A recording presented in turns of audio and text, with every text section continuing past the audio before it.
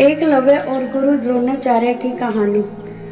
प्राचीन भारत के महाभारत काल की यह कहानी एक ऐसे शिष्य की है जिसकी गुरु भक्ति युगों तक एक आदर्श बनकर जानी जाती है। वह शिष्य था एकलव्य, निषाद राज हिरण्यधनु का पुत्र, जो वनवासी जाति से था। वही गुरु थे द्रोणाचार्य, जो हस्तिनापुर के राजकुमारों को अस्त्र शस्त्र की शिक्षा देते थे। एकलव्य बचपन से ही धनु विद्या में निपुण होना चाहता था। उसने सुना था कि गुरु द्रोणाचार्य संसार के सबसे श्रेष्ठ धनु विद्या आचार्य हैं।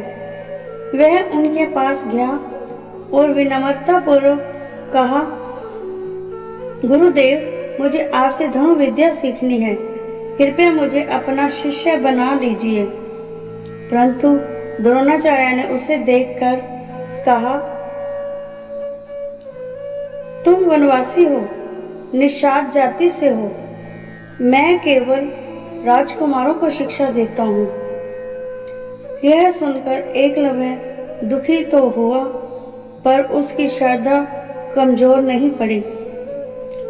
उसने मन ही मन गुरु द्रोणाचार्य को ही गुरु मान लिया और जंगल में जाकर स्वयं ही अभ्यास आरंभ कर दिया। एकलव्य ने मिट्टी से गुरु द्रोणाचार्य की मूर्ति बनाई और प्रतिदिन उसकी पूजा करता। उसने अपने कठिन अभ्यास से खुद को धनु विद्या में इतना निपुण बना लिया कि जंगल के जीव भी उसके तीरों की सटीकता से वह खाने लगे। वह बिना किसी औपचारिक गुरु के केवल अपनी भक्ति और अभ्यास से ऐसा धनुधर बन गया था जिसे देखकर देवता भी चकित हो जाएं। एक दिन कौरव और पांडव जंगल में शिकार पर आए। अर्जुन ने देखा कि एक कुत्ते का मुंह तीरों से इस तरह बंद किया गया है कि वह घायल नहीं हुआ था, लेकिन भौंक नहीं सकता था।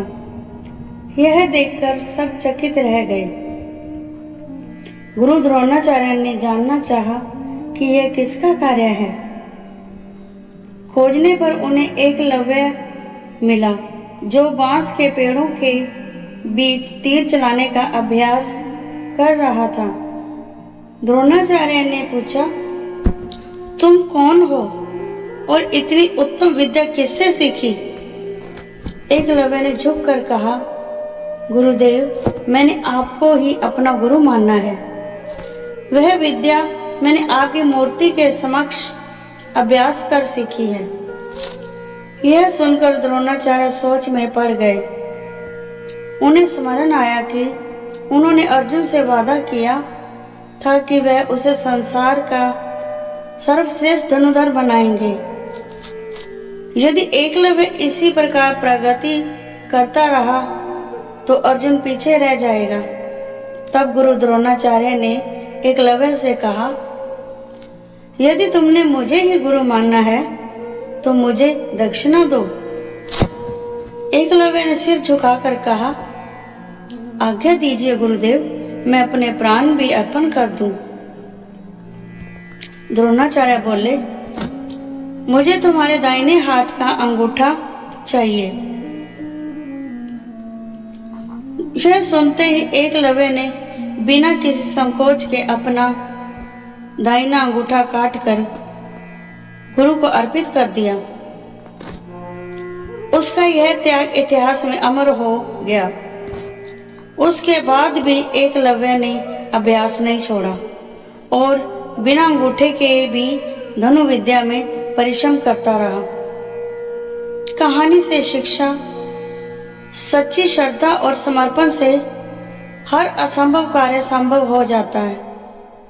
समाज की सीमाओं के बावजूद आत्मविश्वास और मेहनत से सफलता प्राप्त की जा सकती है।